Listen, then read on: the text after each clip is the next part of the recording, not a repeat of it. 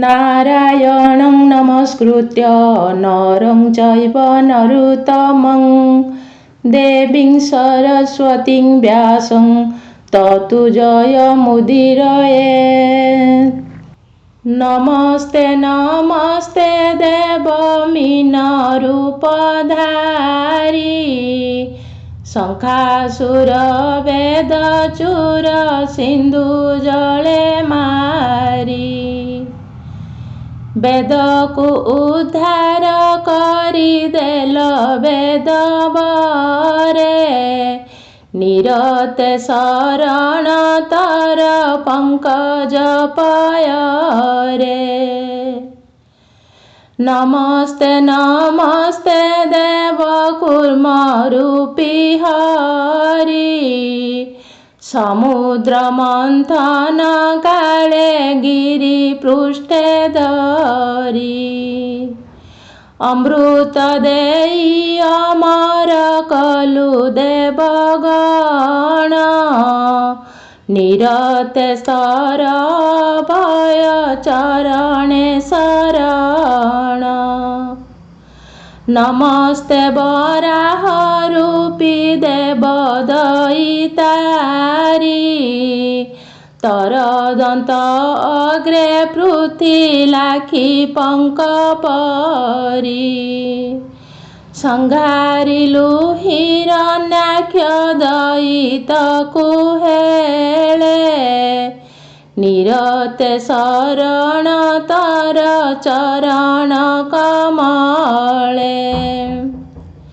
नमस्ते विकट रूपी नृसिंह मूरति हिरण्यकशिपु नासी रखिलु कीरति रखिलु तर भकत प्रह्लाद कुमारे निरते शरण तर अभय पयरे।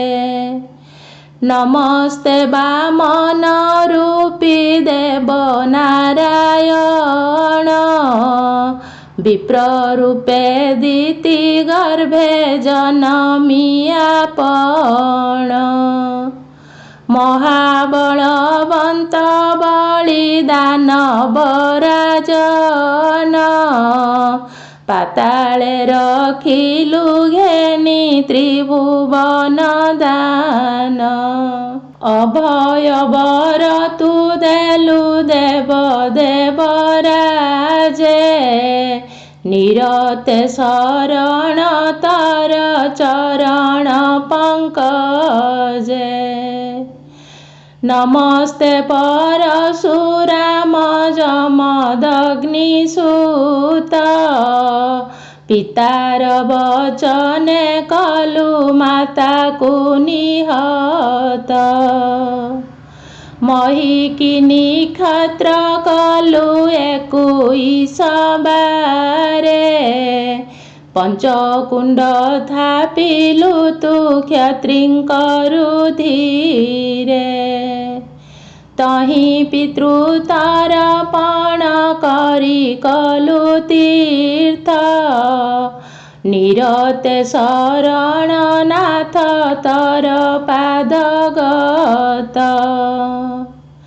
नमस्ते नमस्ते देव श्रीराम मूरति कौशल्या नयन तारा वैदेही पति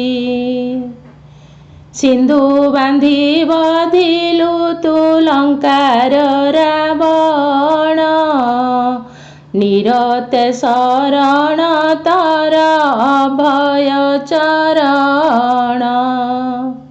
नमस्ते श्रीनीलांबर शिरे सुहे फणी कोटि सिंह पराक्रम बहुहल पाणी तालवने बधिलु तु धेनुकासुर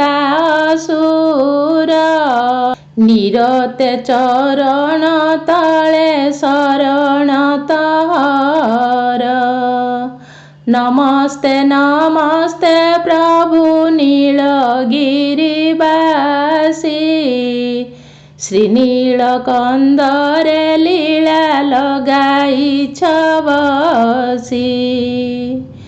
अपूर्व महिमा तर बौद्ध रूपी हरि, शरण पसिली नाथ चरणे तहरी। कल्की रूपे अवतार हेबु जनार्दन, एही 10 अवतार लीला तर धन्य। भविष्यत ग्रंथ एही कल्की पुराण, कल्की रूपी हरि लीला होइछि बख्याण। नरोत्तम नारायण नरपाद बंदी, भव घोर माया मोह बंधे पड़ी बंदी। महामाया सरस्वती देवी कृपा बले, प्रणमी श्री व्यासदेव श्री चरण तले। जगतर पिता माता ईश्वर पार्वती, चरण तले शरण पसिदी बाराती। पितामह ब्रह्मा पादे पसिली शरण, बंदई श्री इंद्र आदि दिगपाल गण। व्यासे कहिले शुकंकु पुत्र स्नेह घेनी, से पुणी प्रचार कले तार तथ्य जानी। महाज्ञानी शुक तेणु कहिले भगवती, परीक्ष राजा जे पुणी पांडवंक नाती। अभिमन्यु नंदन से श्रीहरि भक्त, भाग्य बले भेटिले से सुख तपोवंत। गंगार तीरे पवित्र भूमि देखी राये, गंध पुष्प धूप दीप देई मुनि पाए। आसन देई बसाई आदरे नृपति, निमंत्री आनी तही की ऋषि मुनि जति। सभाए करी शुणिले श्रीहरि चरित, कहिथिले शुक मुनि तही भागवत। एक चित्ते शुणिथिले परीक्षित ताहा, शुक कहिथिले शुणि तमुखरु जाहा। 18 सहस्र ग्रंथ सेहि भागवत, 7 दिन शुणाइले शुक तपोवंत। शुक मुख भागवत शुणि नृपमणि, श्री विष्णु पୟରେ लय लगाइले पुणी। पुराण शेषे नृपति विष्णु पादे लीन, मारकंड आदि तहि थिले मुनि जन। पचारिथिले शुकंकु भविष्यत वाणी, शुक कहिथिले तांक आगे ता पुणी।